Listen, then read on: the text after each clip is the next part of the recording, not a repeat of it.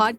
Hello, everyone, and welcome back into the GSMC Dead Ball Sports Podcast, brought to you, as always, by the GSMC Sports Network. And for our fourth segment of today's show, we're going to be talking not about a specific player in the NBA, but a specific team. A team that's going to be on everyone's lips over the next coming months, the Los Angeles Lakers, after a crazy couple of weeks that saw them acquire Luka Dončić in a blockbuster trade with the Mavericks, and also saw a trade rescinded for Mark Williams, as well as signing basically unknown prospect slash center slash European superstar Alex Len as their center going forward. So a truly bizarre couple of weeks, and I'm going to try to define it all for you, because while the Los Angeles Lakers' long-term future certainly looks appealing, there are some short-term things to deal with. And so let's just jump right into it. So let's talk about the couple of weeks they've had. When you look at the Lakers and you look at the way they were able to add Luka Dončić in complete secrecy without really losing too much, they still have a ton of picks left over, some pick swaps as well to do further business potentially if they wanted to. So kudos to them for that signing. And then that whole bizarre situation that involved the Mark Williams trade, where the Charlotte Hornets rescinded it due to the fact that he failed the medical and all the injury issues.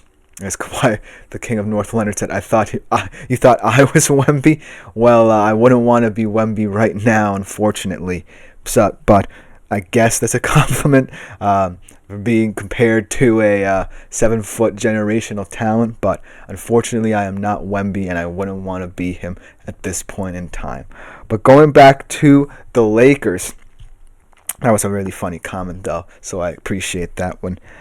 Going back to the Lakers, I feel like that Luka trade certainly appeals to a lot of people because of the fact that it sets up this infrastructure where everyone can remain on this Lakers roster.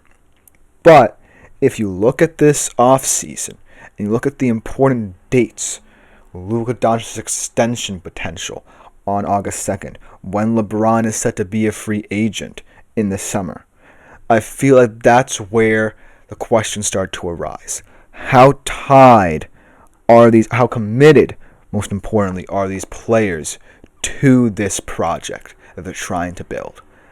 And most importantly, are all the players they brought in, the answers at their respective positions? Because Luka really can fit in anywhere. He's a very versatile player. But Alex Len, as your projected new center, does he fit what you're going to try and do in terms of how you're going to play? Because the problem that a lot of people saw once that Mark Williams trade did not fall through is that now the Lakers will be stuck with someone who potentially would just be a statue for them, not necessarily contributing on either end of the center position. Because, of the fact that Luka is purely an offensive talent, that's where all the hype lay.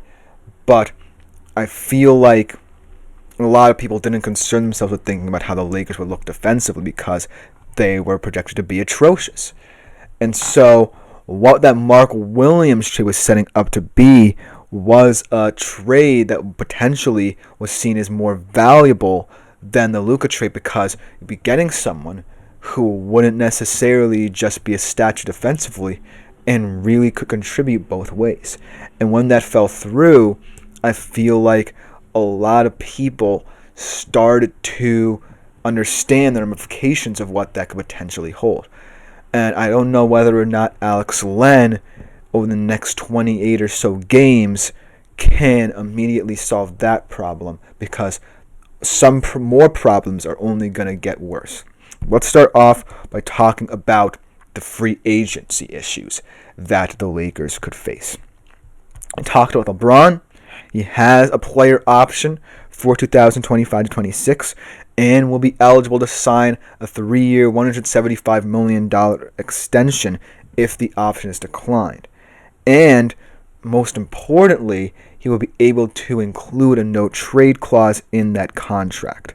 And I feel like because of that, that adds a whole new wrinkle to what LeBron could be thinking. Right now, he's saying he's committed to the Lakers organization, and he doesn't necessarily have any concerns with what the contract could hold. But I feel like what with this Luka extension and all the talks about that, it could potentially change if the Lakers don't cement themselves as a Western Conference contender over the next couple of months. Because right now, they're in firm position to be in, at the very least, the 5 to 6 seed range. But if they are the 5 to 6 seed, they'll be playing a very young OKC Thunder team who I would think would be projected to win that series. So I feel like over the next couple of months, if they don't improve on their seeding and they go up against the OKC Thunder and they don't perform well in that series, LeBron's mindset could potentially change. And that leads us to the important date of August the 2nd, where Luka Dončić could be eligible to extend. And so that's why this whole situation could be a little bit more tenuous than people think. And so I feel, going back to the Mark Williams rescinding, that move is going to be viewed more importantly than the Luka deal. Because that whole Luka deal was unexpected, right? No one believed that a trade of that magnitude could potentially ever happen again in the NBA. And because it was worked on behind the scenes for many years and really hinged on the relationship between Rob Pelinka and Nico Harrison, I feel that that trade will ultimately be viewed as a moot point if, LeBron and Luka and Reeves and that core overperform and exceed expectations. But if that whole Mark Williams situation gets called into question, if Alex Len does not perform down the stretch, that's where I'm a little bit iffy about what I think about the Lakers. And so LeBron right now, he's happy, he's committed, but a lot of things can go wrong for the Los Angeles Lakers over the coming months. This is still a team that I have questions about defensively. This is still a team that's sitting currently in the 5 seed and needs a lot of things to go their way to avoid potentially the Thunder and the Rockets in the first round of the playoffs.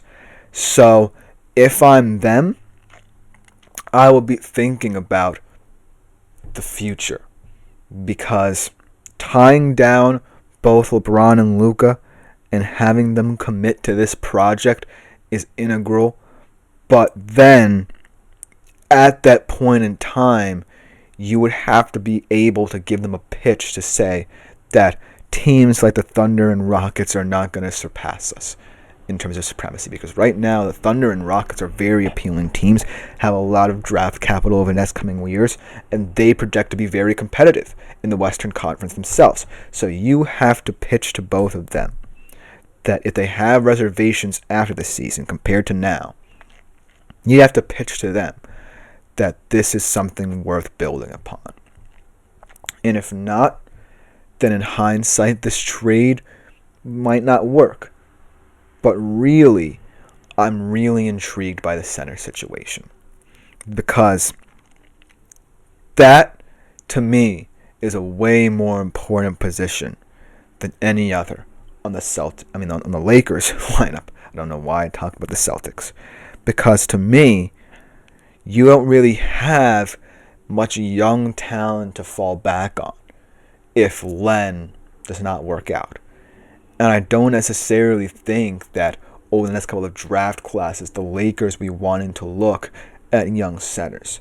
They would want a proven, solid two-way player to truly get this project going. And right now, Len's the guy. But if he doesn't work out, this whole thing, in my opinion, could go crumbling down. Because he, to me, means a lot more to this project than you think. compared to where they would be if Mark Williams was their guy, even with all the injury risks that he holds, I feel like Len is certainly the path of least resistance. He, to them, was the only option. And that goes to show you how little hope and how little depth, most importantly, they have at the center position. So, as much as Jackson Hayes could potentially be someone who fits nice rotationally, Len is definitely someone that's going to have to be more than the sum of his parts in this project. Because that backcourt, that, core can score as many points as possible, win you as many games as possible just by the prolific nature of that offense. But you can't get steamrolled either on the defensive side of the basketball, because that part of the project has to come into consideration. You can be persuaded by this Lakers offense that they are going to potentially win a lot of championships in the very near future. But you can't overlook how important defense can become to this team, especially when the Western Conference looks how it does. Like I said, the Thunder aren't going anywhere. The Rockets aren't going anywhere. The Nuggets, although, it highly depends on how the core beyond Jokic performs, aren't going anywhere. So if you're the Lakers, you have to solve a lot of questions surrounding how everything is going to look. Because let's say you do potentially compete for a 3 seed, 4 seed, avoid the Thunder, and have a chance to go on a deep run. That sets you up very well for how you can view this offseason. Because now a lot of options are available to you. You don't necessarily have to completely eschew what you think about the picks. There could be a lot of versatility in how you use them. And most importantly, you're in a situation where both LeBron and Luka will most likely want to commit to even more. And so you wouldn't have to worry about that aspect of it. But say they lose early in the first round, maybe get bounced in the semifinals or something like that, that's where questions could again start to arise.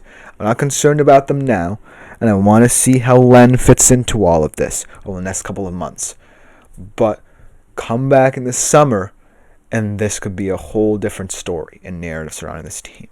But let me continue to know what you think about the Lakers and their short-term and long-term future. Becoming next, we transition to the world of baseball and talk about the Los Angeles Dodgers and their chances of being a repeat champion for the first time as the 98 to 2000 Yankees, and how we should view them compared to the rest of the field. We'll be right back after this short break to conclude today's show.